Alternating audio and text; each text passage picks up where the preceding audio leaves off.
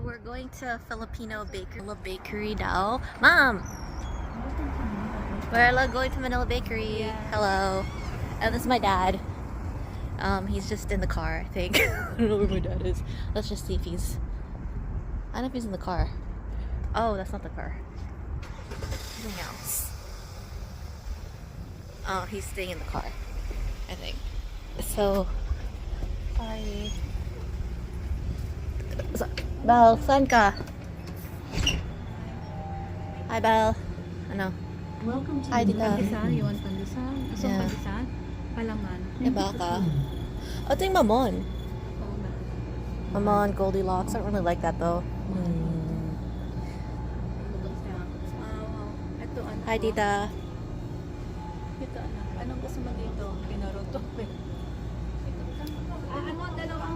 Dalawang. Hello. Parang busy daw sila. Busy daw yung mga. Oh, they have Filipino books dito. Ito, manikot ka. Ano palaman? Books, Heartache series, $3 lang daw.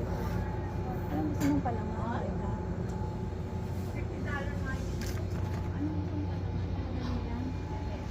Ano? Gusto mong palaman? Oh, may copy ko, di ba sabi ni Tita Darlene na, copy ko. Naman, okay, there's copy ko here. Sa akin yung palaman, Maasim mo. is there like tuna or something? Alam mo, maganda na sa second cup kasi ocean, meron pa nga pagkain doon. Bakit? We're just like strolling here at Manila Bakery. What? May Oh, there's tuna here. Ito? Parang ano, light tuna na lang kami. Light tuna na lang kami. para sa'yo to. Yeah. Oh my God, chubby. Yung hot pandesal, $4.75 to dozen. Dalawa lang. Salamat po. Pagpapanong sukat natin. We will die. Uy, mali ito oh.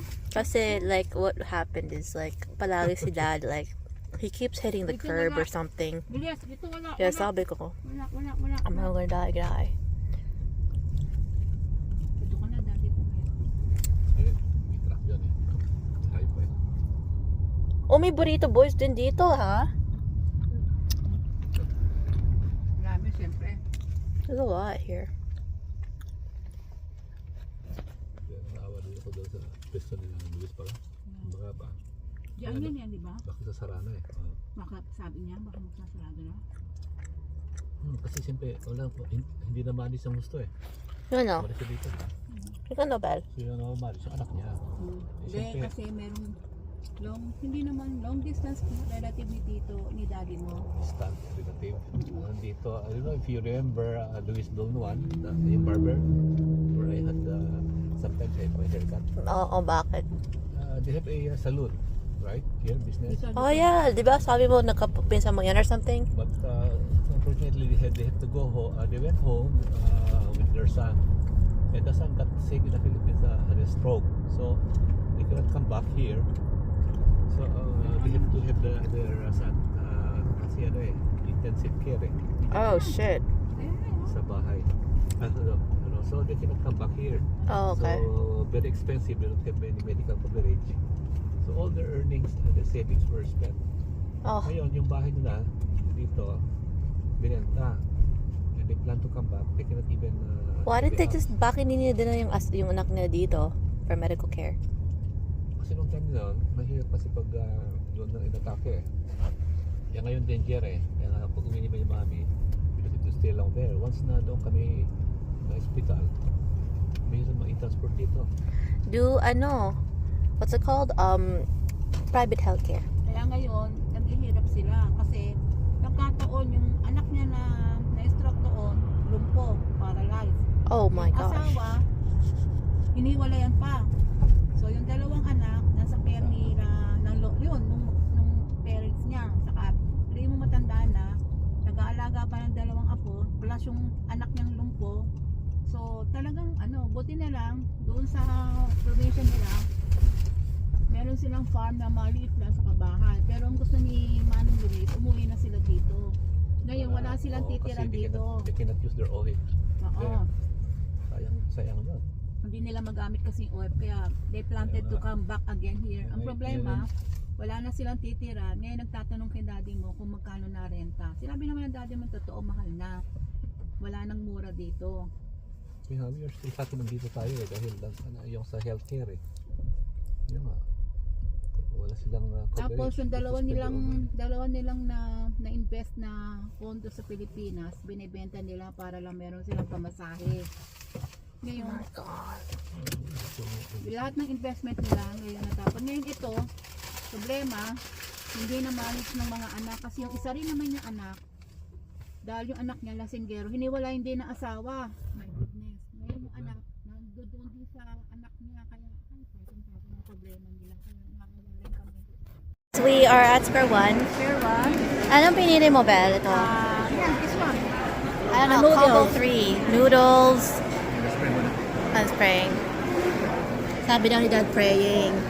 Pray. Okay.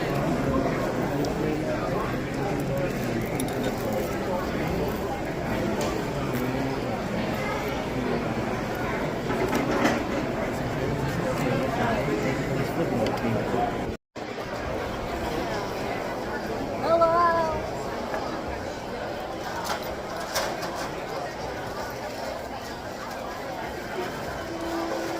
It's really hot at Square One now. Or Square One. Not bad.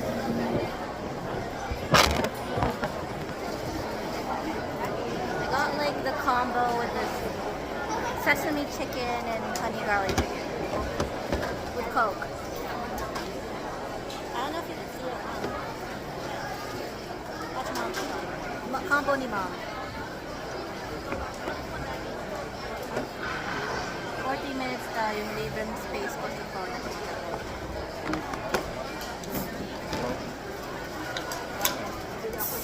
Hindi ko dyan dito. Hindi mo nandiyan alam eh. 80 Sabi mo lang na, no? Lapit.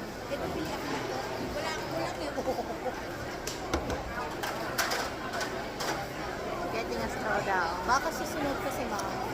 I like to let me just subukan to. Try a little bit of the bean sprout. No, masarap. You want to try? Bean sprout kay Dad. Very masarap.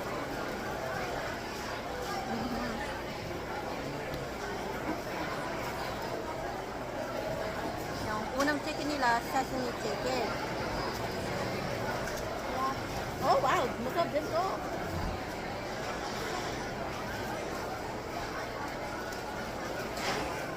really good chicken.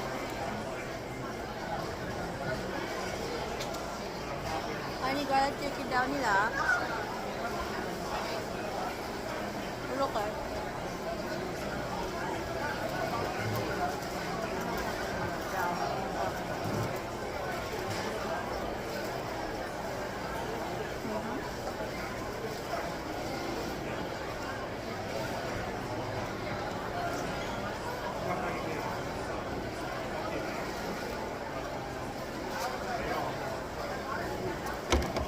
Masarap.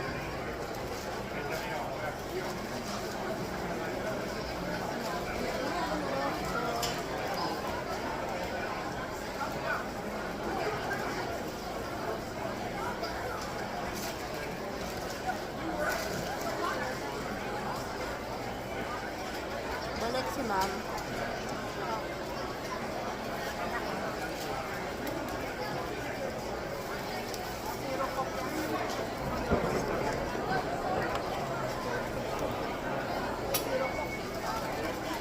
Wala ka nang pagpilian eh.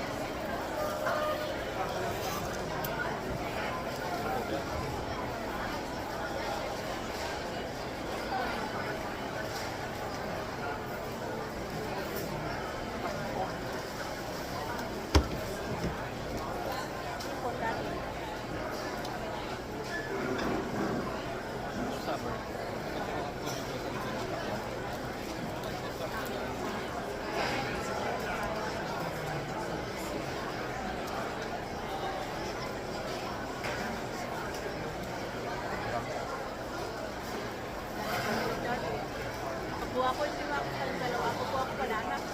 Pagbalik ko wala na.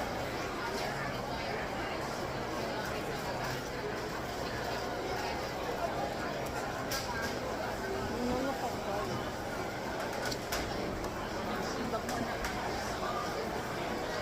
Sarado mo.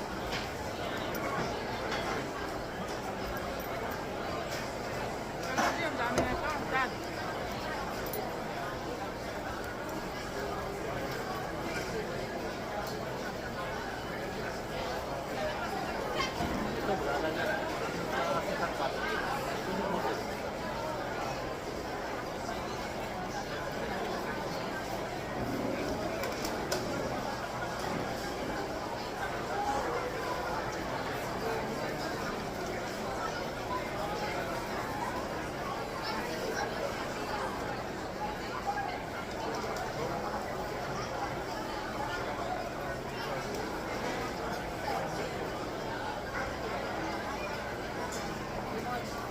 Ito anak. Tikman. Oh, pwede. Batutik mo to. Masarap.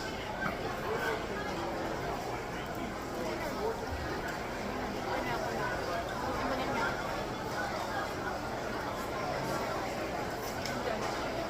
Dami tao, no? Dahil ka naman din nawawala ng tao dito.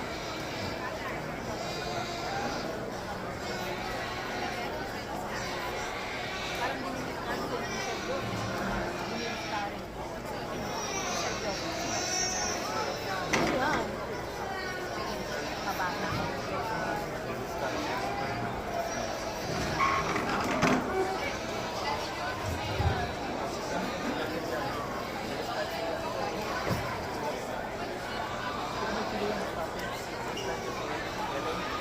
Karen, niya si Sir Modusto, si Sergio.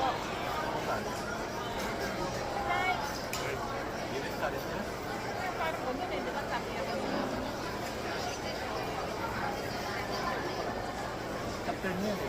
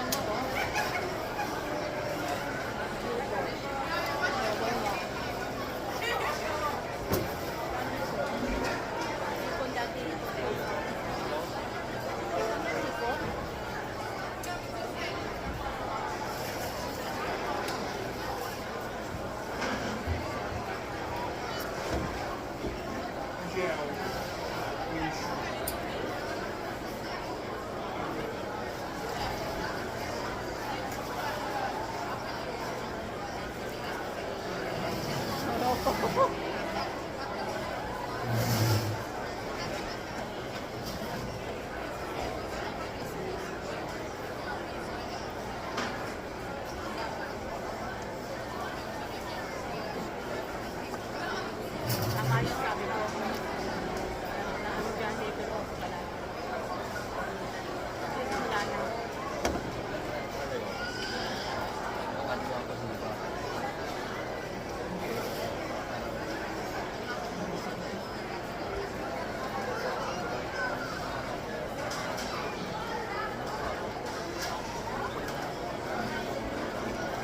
Ay, saan kayo ba? Hindi kayo makatunog. Ayun ang patunog nyo.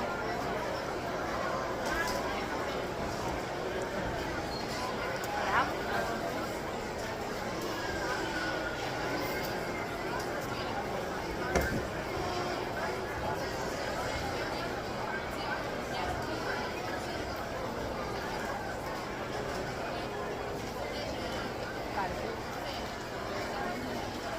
Okay na, diba? Marami na. Gusto ko na kasi anak ko mga online na kami nakabili dati. Nakita ko na yung sorting yung dami. Ang dami na. Ako din bakit din. Pwede natin dali na sa Bahay. Sobrang top, yeah.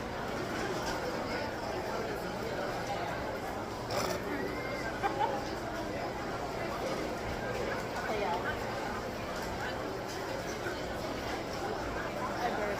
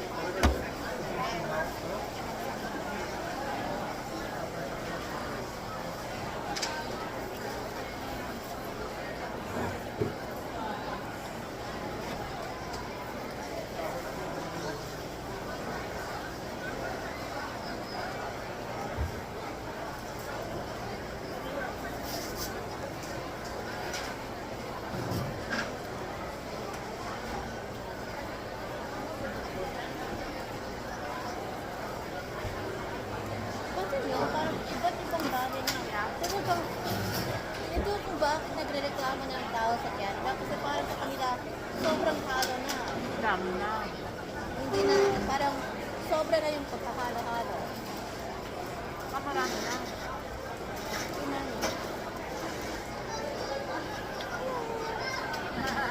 Tama ba yung sabi ni Pastor? Bawal na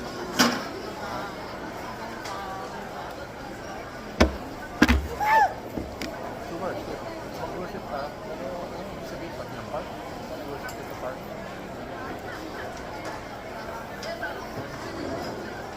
Ay, sayang. Lais na kontrawa kita.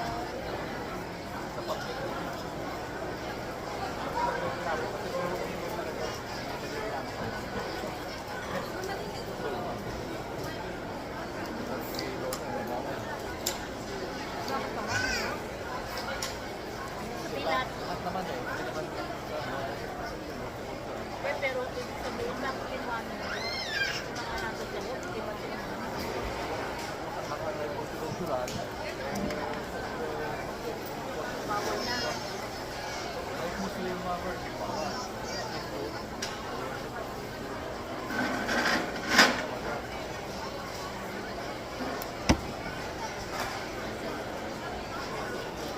Hindi ko na, safe ko sa black man.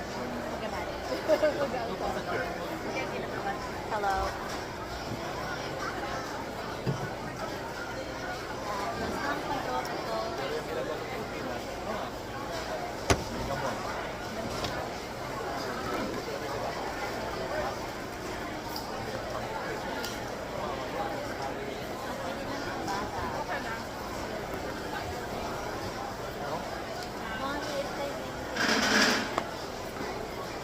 Pero, okay lang na lang.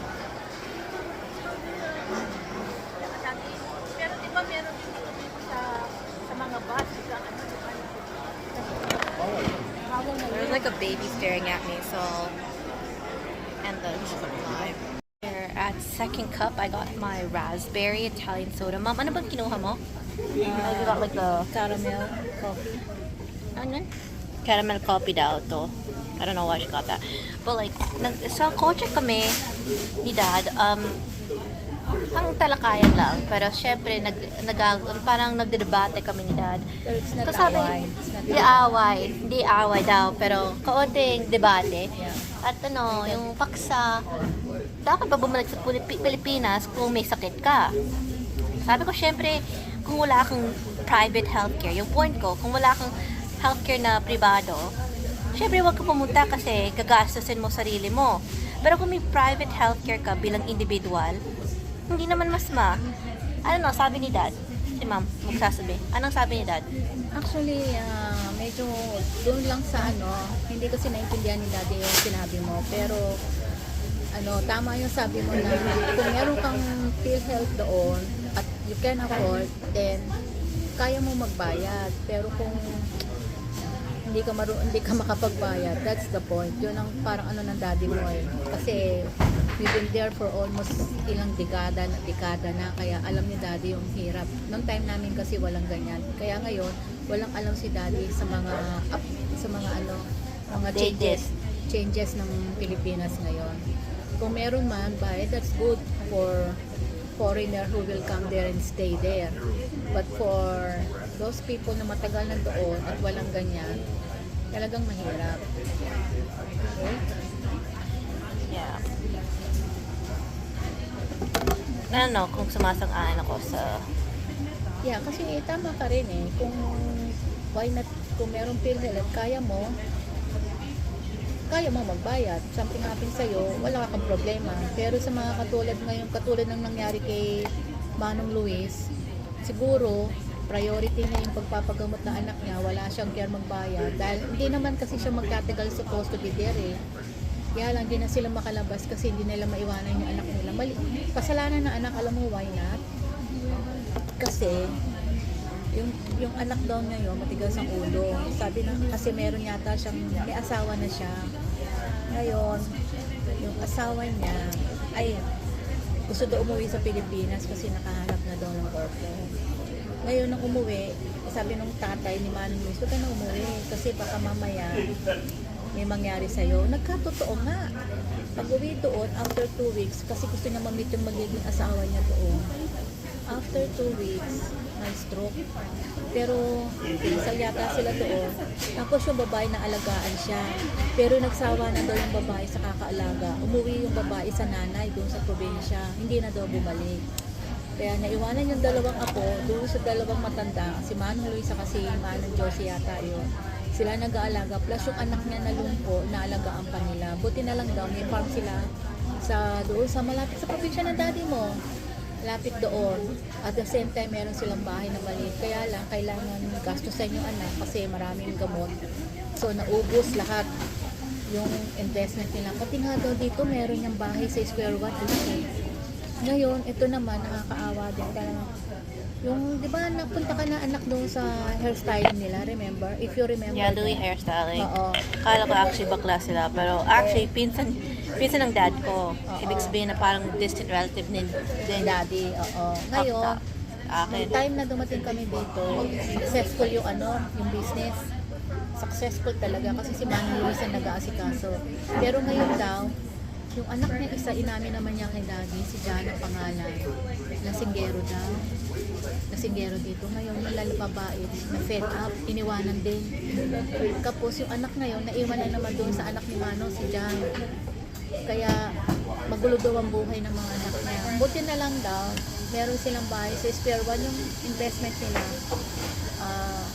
Doon ngayon nakatira. Tapos yung isa niya anak nang nagtatrabaho sa airport, isa rin yung lalaki kasi anak niya 3 lalaki. So, umalis naman sa airport.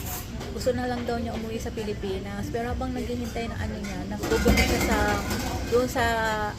sa business ng daddy niya kaya kaso hindi ma-manage maigi, walang customer, walang masyadong lahat ng customer ni Manong Luis na naalis kasi wala na si Manong Luis ngayon, yung business babaksak. Kaya gusto umuwi ni Manong Luis para isalba yung business. Ang problema, wala silang pamasahe. Kaya ngayon, nagbebenta siya ng investment sa Pilipinas, 2 condo sa MOA. Ngayon, binibenta niya kay daddy yung 2. Baka daw gusto ni daddy kunin yung kanyang condo. Oo, condo. Pero sabi ni daddy, hindi ako makapangako sa iyo, pero padala mo yung video, tignan namin. Kung bibili ako, baka isa lang, sabi ni daddy. Kasi MOA is a nice place dahil malapit lang sa airport. Pero ang sabi ko, nung matapos na sila mag-usap, sabi ko, Daddy, make sure baka mamaya yung titulo nan wala na, baka naisanla. Baka pag binili mo, wala na yung titulo, talo ka. Kaya medyo nag-isip si Daddy. Also, pasensya, do you have your sunscreen? Kumikinig ako. Talagang kumikinig ako sa video. Just like yung sunscreen kasi medyo like, I think I scratched my nose too much and so and yung sunscreen ng mom ko parang akala ko deodorant. Mukhang deodorant. But actually sunscreen ito. Pakita mo Like ito. it's actually sunscreen. Akala ko deodorant pero hindi. Ganda, bagay ako nga nagulat sila, sabi nila, ate parang kinis-kinis ng mukha mo ngayon. Hindi ko naman sabi nagsa-sunscreen ako eh. Dinadala ko sunscreen yun. Eh, ganun-ganun mo para bumaba. Yan na. Hinahangkay ko din sa kamay ko. Ito.